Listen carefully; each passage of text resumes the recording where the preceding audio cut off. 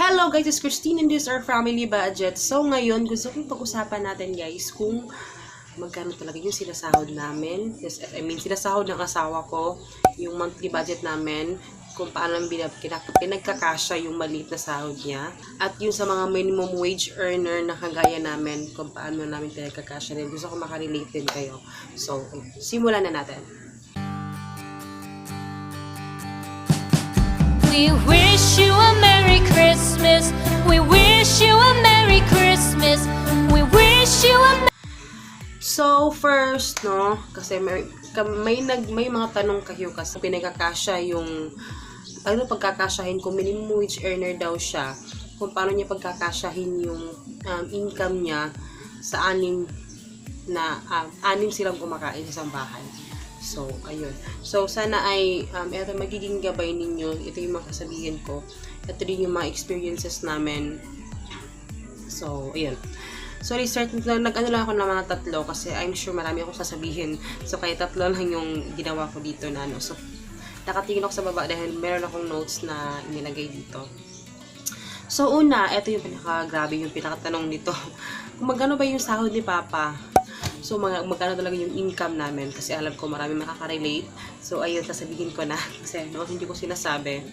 So, yung sinasahod talaga ni Papa, talaga is minimum wage earner naman siya. So, noon, gusto kong isali yung noon na sahod.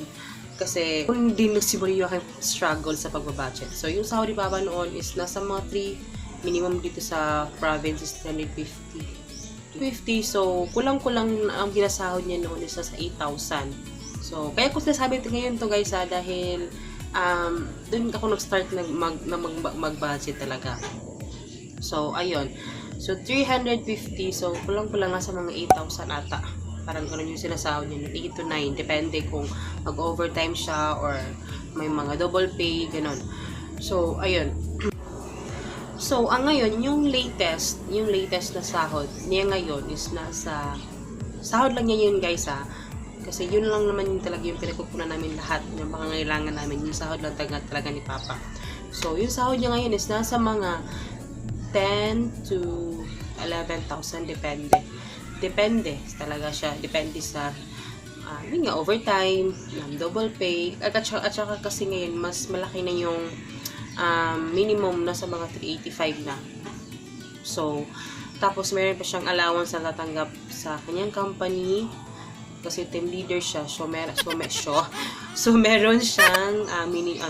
meron siyang allowance. Meron siyang allowance every day. So, pangalawa, paano nang binakakasya yung sahod namin? So, I will start noon. So, noon, guys, nung nag-start ako mag-budget, ang ginawa ko is, syempre, yung routine namin talaga, dahil yung 8,000, no, 7,000 nga lang minsan, 7, 8, ganun. 7,800, minsan yung ganun yung sahod niya. So, paano nang binakakasya yun? So, yung time na yun, guys, is yung anak ko is meron pa siyang nagagatas pa siya kasi maliit pa siya. Meron nagagatas, diapers, wipes, lahat ng pangangailangan ng anak namin. So, yung pagkain pa namin, yun sa mga electricity, ganun. So, kinukulang talaga siya. Kasi, hindi ko naman alam paano mag-budget. Basta lang, walang meal planning, walang ganon. Basta alam ko lang, kailangan namin kumain everyday. Kailangan namin pakainin yung anak namin. Yun lang yung ko noon. So, yung naging routine namin noon, guys, is since kinukulang talaga yung sahod namin kasi hindi ako nagbabudget. So, ang malaki yung sa chance na mangutang kami. So, yun yung nangyari. So, nangutang kami. So, nung nangutang na kami, kinukulang na nga yung sahod namin. Nangutang pa kami. Ang ending, yung maliit na sahod namin, kukunan na naman namin yun para pambayad sa utang. So, mas lalo pa siya ngayong gigipet. Mas lalo pa siya ngayong kukulangin. Kasi, may babayaran na kami diba? So, ayun. So, ang nagiging rutina is mangutang, ang magtrabaho, sahod, bayad utang. Mas mangutang ulit. So, ganun yung nagiging routine namin noon, guys, no? So, ano yung ibig sabihin? Kung maliit lang yung sahod mo, tama yung kasabihan talaga, guys, na matutong mamaluktot kung maiksi ang kumot. Totoo yon. And kung magliit lang yung sahod mo, kailangan mong gumastos ng naayon lang sa sahod mo. So, yun yung gusto kong iparating sa inyo. So, nahirapan talaga ako. So, dumating na ako sa point na, okay, pagod na ako maging pagod. Okay? Sobrang stress. Stress talaga ako, guys. Kasi paggatas pa lang ng anak ko, nai-stress na ako noon eh. So, lumating na lang ako sa point talaga na sinabi ko na talaga na, okay, pagod na ako maging pagod. Pagod na talaga ako.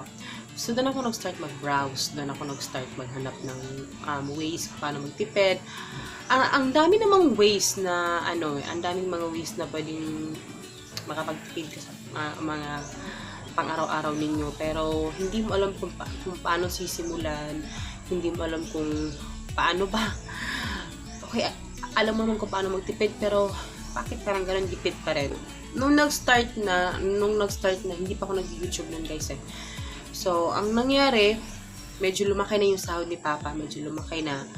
So, naging na siya, nasa mga, umabot na siya ng mga almost 11,000 a month. So, lumaki na yung sahod niya, so parang lumaki din yung pangangailangan namin. Ganun naman talaga eh, di ba? Dami relate, oy. Kapag lumalaki yung sahod natin, lumalaki din yung ating pangangailangan. So, nag-start ako mag-budget, guys. Hindi ganun kadali. Hindi ganun kadali. Promise, hindi ganun kadali. Hindi talagang isang lang. Ang dami mo pang dapat tututunan. So, may mga nangyari pang trial and errors, ganun. So, normal lang yun. So, yung pangatlo naman dito, pag-usapan natin. Paano mag-budget sa pagkain? Kung ikaw ay minimum wage earner lang, diba? Gaya namin. So, ayun.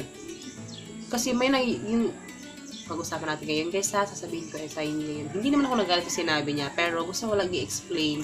Kasi baka siya lang yung naglakas ng loob na magsabi nun, pero baka marami din sa inyong nag-iisip ng ganon. Na sinasabi yung sinungaling ako kasi sobrang liit lang yung aming budget. Maliit lang yung budget ko sa pagkain, guys. Kasi maliit lang naman yung sinasahod ng asawa ko, diba? So, eto na yung pinaka-latest, okay, na sahod na inaano namin. Pero hindi ko pa sinasali dito, guys, yung kinikita ko sa Shopee at saka sa YouTube. Hindi ko pa sinasali. So, purely, kasi until now, purely, yun lang naman, yun sa pagkapagkain, sa mga bills, purely talaga kinukuha namin doon lahat sa sahod ni Papa. So, yung sa Shopee, sa YouTube, hindi namin ginagalaw yun na para ipaan sa pagkain, wala. Okay, pero, erase lang muna yan. Dito muna tayo mag-focus sa sahod ni Papa. So, yun. Hindi ako nagpapakita sa iyo dito, guys, ng mga budget na ginagawa ko sa pagkain. Hindi para gayahin niyo ako. Kasi, every family, iba-iba tayo ng kinakain. Iba-iba tayo ng pangangailangan. Iba-iba tayo ng dami ng kumakain sa isang bahay, diba? So, sa amin, kami dito sa bahay, 3 lang. Okay, 3 lang kami, si Hagrid, si Papa, at ako. So, nung time na talaga ang dami pa naming utang na binabayaran, syempre, kailangan namin mamaloktot. Though, medyo malaki-laki ng sahod ni Papa, pero gipit pa rin kami dahil hindi pa ako marunong mag-budget noon. So, ang ginawa ko, pinractice ko siya. Ang dami kong trial and errors na ginawa. Bago ako nakarating sa punto ito. Pero ngayon, hindi pa naman perfect talaga. May mga times na lumalagpas ako dun sa aking budget. Pero, it's normal kasi iba-iba naman kasi yung pangangailangan at every month iba-iba, 'di ba? Pero yun. So yung monthly budget talaga namin is nasa mga nasa mga 2,000 lang naman yung budget namin eh.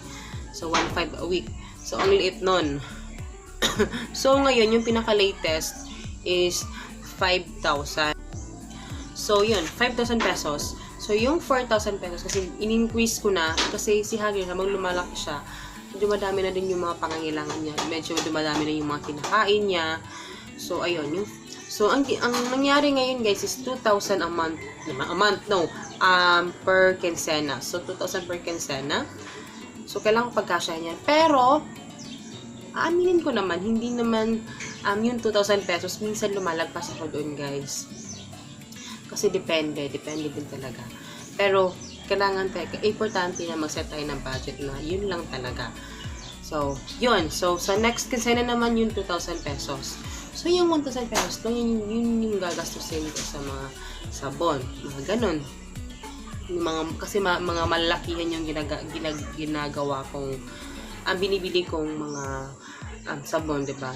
Kita nyo naman yung sa mga haul ko. Kung lang ipaabot sa inyo is, hindi nyo halang gayahin yung mga ginagawa ko kasi iba-iba tayo. So, ipaglagay natin yung may nagtanong na 6 silang kakain sa isang bahay, tapos minimum wage earner siya. So, ganito, no? Pag madami kang utang, so kung madami kayo sa bahay, ang daming mga pagkain na makakatipid ka, tapos marami pang maluluto mo. Ano ba yan? Like pansit, munggo, bihon, sotanghon. Basta yung mga ganyang pagkain, yun yung staple, talagang parating nakalagay yun sa aming meal plan, sa aming grocery, parating nandyan yung pansit. Hindi nawawala yun, guys, kasi doon kami nakakatipid. So, huwag kang bumili ng mga pagkain kasi alam mo namang na ang dami yung kakain, diba? So, kailangan mo pagkasyahin kung ano yung makakain nyo doon. So, sa snacks, yun yung malaking mga snacks sa mga bata, gano'n, medyo magastos yun. Yun yung struggle ko noon. Kung ako talaga dyan is, mas makakatipid ka doon sa mga saging. Kung ilaga mo, or i-banana cue mo, maraming ways. Kamote, gano'n. Ang daming ways. Kasi, pag marami kang anak, marami kang binubuhay, tapos minimum wage earner high, kailangan, matuto kang mamaloktot. Maghanap ka ng ways na kasya mo yung sahod mo, at hindi ka mangungutang. At syempre, kung sasabihin mo, ang dami pa kasi namin binabayaran ng utang, kaya gano'n. So, pag marami kang binabayaran ng utang, mas lalo kang magtipid, diba? Mas lalo kang magtipid sa pagkain. So, while nagtitipid kayo, kailangan unti-unti mabayaran yung mga utang mo. Ganun. Tapos, pag si misis mo, or kung ikaw naman yung misis, maghanap ka ng ways na makapaghanap ka ng extra income para makadagdag naman sa nyo. Kasi, minsan, dalawang bagay yan, guys, eh. It's either, ikaw yung problema, o yung sahod mo yung problema. So, pag sinabing ikaw yung problema, ikaw yung magastos. Kasi, okay naman yung kinikita nyo. Pero, hindi mo may pagkakasya. Kasi, may mga bagay na hindi naman talaga, na makakahanap ka naman ng mga alternative, like, sa bigas. Huwag ka na bumili ng bigas na sa pagkamahal-mahal. Ang dami ng bigas dyan na mga mamura lang. Parang mga ganon. Or, yung sahod talaga yung kinukulang, yung sahod mo ang problema. It's either, syempre, kung kikita ka lang naman ng 150 a month, tapos 6 yung pinapakain mo, syempre, kahit anong pagpabudget mo dyan, kukulangin ka talaga. So, kailangan mo maghanap ng extra income para madagdagan yung sahod mo, para madagdagan yung budget mo for a month. So, ganon. Man guys, yun yung gusto kong sa inyo. Kung meron ba kayong mga tanong about budget, about sa pagkain, ano man, mga ang tawag dito, mga ideas, na mga pagpa-budget, yung mga recipes niyo, i-share niyo dyan sa baba dahil malaking tulong yun sa akin, sa amin, lahat ng ibang mga viewers natin. So, ayun. So, I hope you guys enjoy, and please don't forget to subscribe and follow niyo ako sa Facebook at sa aking Instagram, Our Family Budget. See you in the next video, guys. Bye-bye!